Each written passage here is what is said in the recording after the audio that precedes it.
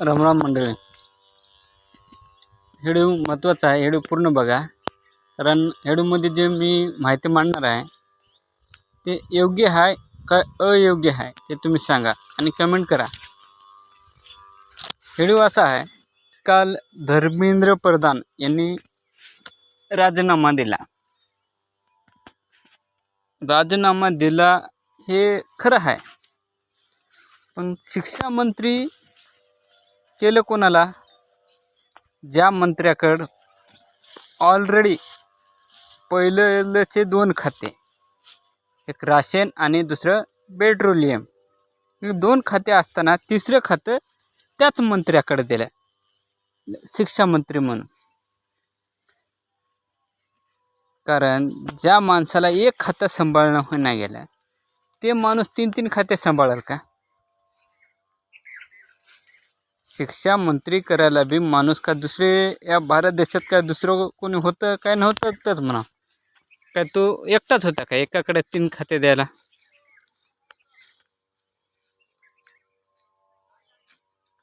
राशनचं खातं त्या मंत्र्याकडे आहे. कधीतरी कोपन दुकानावर असं तांदूळ गहू असं चांगले येत नाहीत, सगळे खडे बिडे तांदळामध्ये खडे गहू. अहो खेड्यापाड्यामध्ये तर राशन लोक खायचे नाचलेत, कारण राशनच एवढं खराब आलंय काय सांगावं तुम्हाला. एवढं बेकार राशन, काळे ढूस तांदूळ आलेत. दुकानावर सुद्धा ते तसे तांदूळ नसतील, एवढे खराब तांदूळ आलेले. आणि ते बी खेड्यापाड्यातले माणसं कोणी बी आले काय 90 रुपये काय किती रुपये तरी धडे. 5 किलो तांदूळ किती रुपयाला घेऊन चलेत. 5-10 किलो तांदूळ आलेले ते इकून टाकलेत. प्रत्येक जण खायाच्या लायकीचे एक तांदूळ कोणताच दुकानदारावर नाचलेत. राशन दुकानदार सगळे खराब. आणि त्या मंत्र्याला डबल शिक्षण मंत्री बनवण्याचा आग्रह दिला, शिक्षण मंत्री बनवलं. थर्ड त्याच्यानं राशन मंत्री म्हणून असल्यावर राशन बरोबर येत नाही, मग शिक्षण मंत्री करून काय ते करेल काय? विकास करेल का भारतात? होऊच शकणार. हे एका डावावर दुसरा डाव भारी म्हणल्यावर कथा होऊन गेली.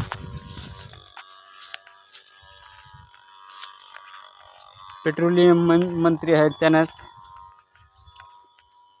3 खाते एका मंत्र्याकडे. या भारत देशात दुसरं कोणी नाहीच मंत्री व्हायला.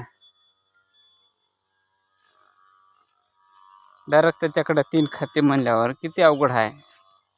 सरकार कसं आहे की नाही हुकुमशे?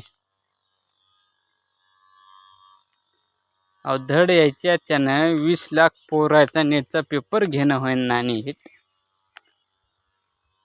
आणि हे इलेक्शन कसं घेत असतील एवढ्या जनतेचं? 150 करोड जनता आहे. 150 करोड जनतेचं इलेक्शन कसं घेत असतील? किती घपळे असतील ह्याच्यात इलेक्शनमध्ये? ते राहुल गांधी म्हणते ते खरंच होईल होय की ना? 20 लाख पोराच्या पेपरचा नेटच्या पेपरमध्ये लीक होते. मग 150 करोड जनतेचा जेव्हा ह्याने इलेक्शन घेतात तेव्हा किती जागे लीक होत असेल? काय घोटाळे असते? किती अवघड शाळा आहे की नाही? तेच मला बी आज प्रश्न पडला, म्हणून मी तुम्हाला आज हे मांडावगडे म्हणलो. किती अवघड आहे. शेतकऱ्याचं तर गाणंच हवं या सरकारमध्ये. काहीच खरं नाही शेतकऱ्याचं.